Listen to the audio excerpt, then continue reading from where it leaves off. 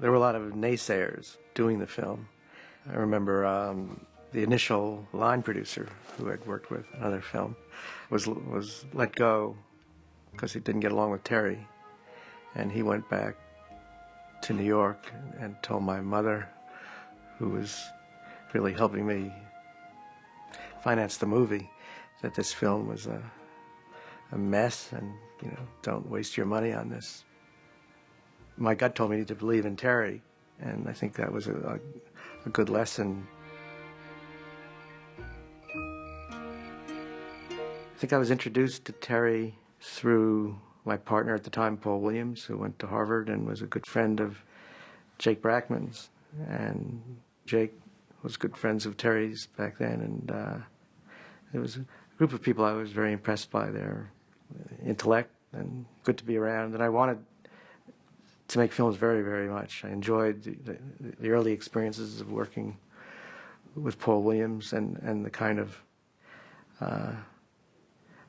partnership that I created with Paul was something I wanted to duplicate again and again.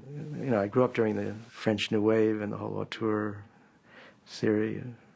My mission was always to set the context to be on the same side as the filmmaker. My father had died when I was 16, and I helped run the family business, which is what I was supposed to go into. And in return, the toy company gave me the credit to do the first films, including Badlands. They would give us credit at the laboratories and at the equipment houses, so we could use Pressman Toys' credit line to make these films. And so it was through this kind of trade, my helping the family business and the family business helping me. And Terry and I were funding the film with our own meager resources, and we were finding money week to week. And the biggest anxiety was covering the cost, making sure we would be able to keep shooting and have enough money to keep going. I was actually sending money from my account, and my mom would not understand where this money was going. I was, doing things behind her back, and then when she found out, she actually, instead of getting angry, she supported it and doubled down. Hey, don't touch that. That can go. The script was very opaque. It was a leap of faith. When I saw the film finished, I was knocked out by it. I'm a big Nat King Cole fan, and every time I see the Blossom Fell scene, it really moves me. I remember that experience because that wasn't in the script, and a lot of things weren't in the script. I worked with Terry very early in my career, so I was learning to work with a very idiosyncratic director, which perhaps I didn't realize at the time was as unique as Terry is and was then.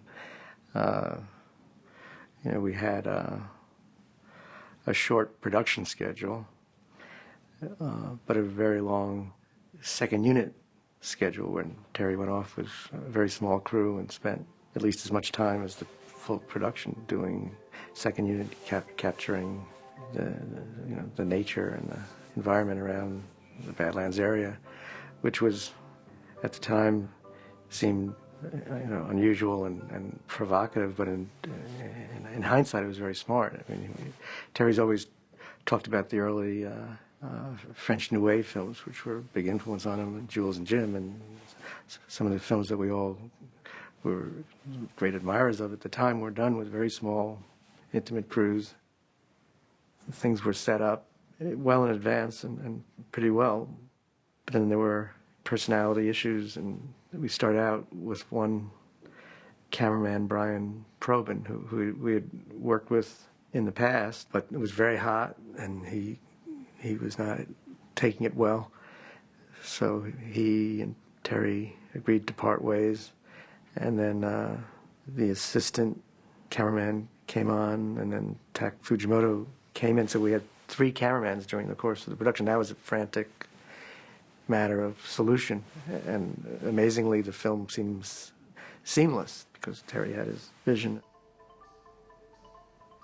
He has a very unusual methodology. It's the same reason that I remember the script supervisor, who, as I recall, was a very experienced lady who had worked with Orson Welles, and she felt that Terry was shooting in a way that wouldn't match. So she would insist on having the slate turned upside down to show and protest that this is a shot not done right. That kind of thing from old pros, where Terry was a young upstart saying he knew better, and he knew what he was doing. It would be easy for a producer, especially an inexperienced one, to allow the old pros to tell him what to do. And I guess from my 2 or 30 upbringing, I sided with the director. He had same thing with the editor. He had Bob Estrin was the original editor, and he cut the film. And when Terry finished shooting and went to look at what had been put together, he started all over again with Weber to recut the movie. So there were challenges and problems, but Terry seemed very clear on what he wanted, and that made it all work. I think we wanted to get legitimate distribution, which was probably naive on our part. There were films that, again, were, I guess, anomalies at the time, David and Lisa, and the early Cassavetes films, which were distributed theatrically and were shown to the art house audience, and David and Lisa made a big splash and got Oscar nominations and all. So there were examples that gave us the ambition to find distribution. I don't think we ever sort of distributing ourselves. Badlands premiered at the New York Film Festival, and that's what established its reputation. The New York Times review was very strong, even though most reviews weren't, and that's what gave us the momentum to make a distribution arrangement. Other filmmakers in the New York community that I was a part of, which included De Palma and Scorsese, were so impressed and amazed that we could get a studio to pick our film up and to actually pay for what it cost and all that. That was a major accomplishment, and at the time unprecedented. That was like a big deal. And when we made the deal with Warner's, which I think was for $1 million advance, it was like unprecedented in the independent world. I guess the numbers, as I think about it, I think the film maybe cost $750,000 or $800,000, and we sold it to Warner's for $1 million, so that people who had deferments, like Warren, got paid. And I remember Warren saying he'd done like 60 movies and he'd never seen a penny profit or deferment, and here was this little movie, and he actually got his deferment. So that was an accomplishment. Warner's previewed the film on a double bill at the AFCO Theater in Westwood with Blazing Saddles. Not surprisingly, the cards were the worst. I think the guy's name who ran distribution was Greenfield at Warner Brothers, and I remember him saying these are the worst cards in the history of Warner Brothers. They were just dreadful.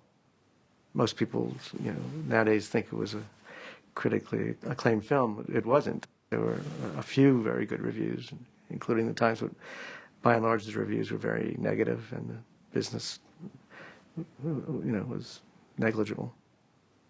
Ironically, after the Warner Brothers release of Badlands, which was a failure, we did re-release the film, maybe, I don't know if it was 6 years or 8 years later, and the film, and we arranged our own distribution in Little Rock, Arkansas, which was the least expensive television market, so we could make ads and promote the film on television with modest means. And then we went to Memphis and did the same thing, and then to Dallas. And once the film was proven in Dallas, then Warner Brothers released the film. We had proven that the film could do business. We did the same three-city model with Phantom of the Paradise, with Brian De Palma's film a few years later. And at that time, you could kind of distribute the films yourself. You know, it would be so expensive today and very, very difficult to compete in the marketplace. But at that time, for maybe $15,000, you could establish the film in Little Rock and show that the film could earn its own way. The film's reputation has grown over the years in a way that I never expected. I can't say we were making a living, so it was always a question: is this something I can keep doing? And from an economic point of view, it was challenging. I think without my mom's help, it would have been impossible. But it was always the most exciting, thrilling experience to be part of, and I never wanted to do anything else. After Phantom came out, and Badlands, Sisters Badlands Phantom, those films were all in one way or another successful, either artistically or business-wise. Fox came to us and offered us a deal to pay our overhead and give us a development fund, and so we thought that's great. And we took the deal, and that was the most unproductive period of my life, because we worked at a studio and the management changed after we made the deal. So the new management was, I think Dick Zanuck came in, and he didn't want to do anything as we wanted to do. So we spent 2 or 3 years not making movies. You know, had offices and had money to develop things, but weren't making movies. So after that, I decided I'd rather take my chances and stay independent and get the films made, even if it was not as comfortable.